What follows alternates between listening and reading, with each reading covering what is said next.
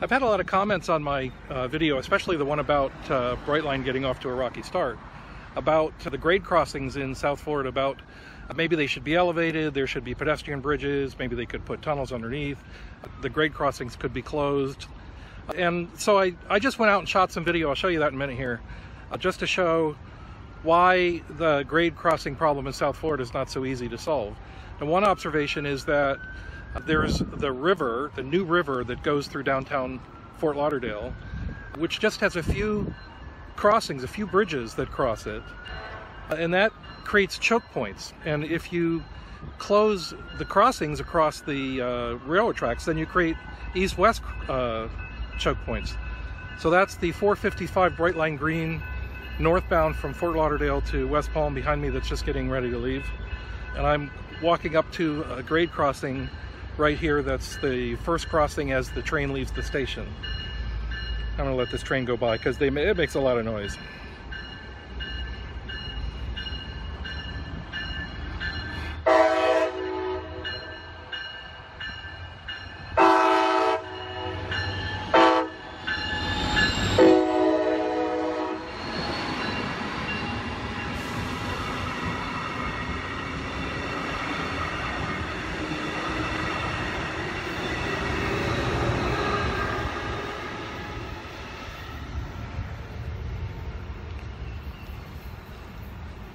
So the first crossing I'll show you is this crossing right here, which is the first crossing. It's right at the end of the Brightline station, and I've shown you footage at the other end of the station at Broward Boulevard with people behaving badly at those tracks.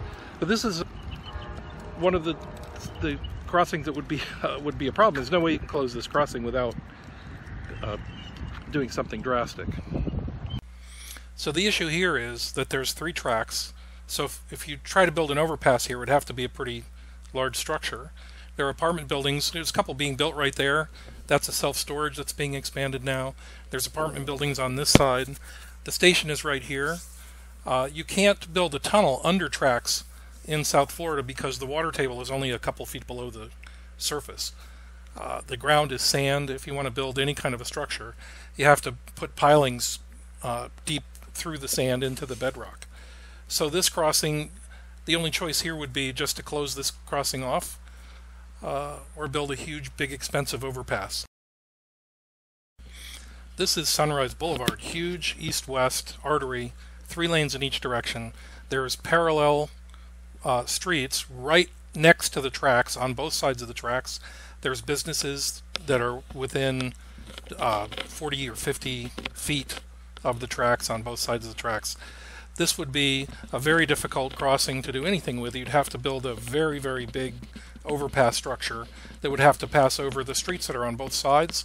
I don't think that's feasible. It would cost $50 million just for this one intersection. This is Northeast 38th Street in Oakland Park. This is a popular establishment that is the Funky Buddha microbrewery. And it's got, if you can see right there, it's got trackside dining, which is a rather unique thing. There's a few places in Fort Lauderdale that have restaurants with outside dining literally feet from the track. Here you can also see that's Dixie Highway, runs parallel to the tracks, right on top of the tracks, with businesses right next to the tracks. This is another crossing in Oakland Park. This is rather small street that you can see, and that's Dixie Highway again. Dixie Highway running right next to the tracks.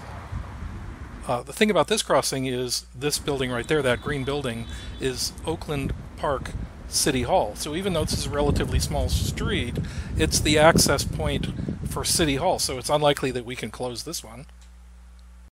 And this is the view from Dixie Highway as you approach that crossing. And here's the sign that shows that there's a crossing immediately to the right. You'd have to, if you wanted to build an overpass here, it would have to go over this highway as well as the track, and then you'd need some kind of jug handles or something to be able to get back up there. And there's businesses right on top of this road. There are about a dozen grade crossings on Dixie Highway or next to Dixie Highway that are exactly like this. Here's another grade crossing right off Dixie Highway. I'm walking from Dixie Highway up towards the grade crossing. That's an apartment building there across the tracks. That's called the station. It's only about maybe 5 or 6 year old apartment building right on top of the tracks. So if you were to try to build an overpass for this grade crossing, that would create a problem for these apartments. I don't know how you do it. Here's another case of apartment buildings. The tracks are right behind these two apartment buildings on the left here. Those buildings are both built just within the last 4 or 5 years. And here's a grade crossing. This is the Andrews Avenue grade crossing, and you can see there's parallel streets on both sides of the tracks. And here's another one. You'll notice here no fences at all on either side of the track here. We have buildings and businesses and residential properties right next to the tracks, and we have streets that run parallel to the tracks on both sides of the tracks. And here's another one. This is 17th Street.